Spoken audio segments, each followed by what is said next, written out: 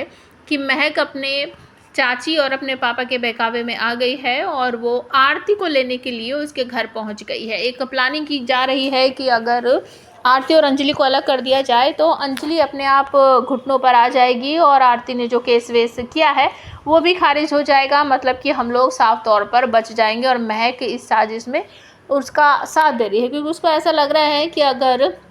युवराज के खिलाफ जो भी केस वेस हुए हैं वो सब अगर रद्द हो गए, ख़त्म हो गए, तो मैं युवराज की पत्नी मानी जाऊंगी और मैं उसके साथ उसके घर में रह सकती हूँ। तो वो तुरंत ही पहुँच जाती है आरती और अंजलि के घर पर आरती को लेने के लिए और कहती है कि तुम्हारी माँ तो तुम्हारे खिलाफ हो गई है, तुम्हारी शादी अब नहीं करवाएगी क्योंकि वो कली की वकील बन चुकी है। तो आरती मेरी बात सुनो बेटा, चलो हमारे घर, चलो हमारे साथ रहना, तुम्हारे दादाजी तुम्हें लेने आए हैं, चलो हमारे साथ रहना। तुम्हारे दादाजी चाहते हैं कि तुम्हारी शादी हम अपने हाथों से करवाएं, मतलब कि तुम जिससे प्यार करती हो वेद से, तुम्हारी शादी हम उसी से करवाएंगे और राजपूत हाउस में करवाएंगे।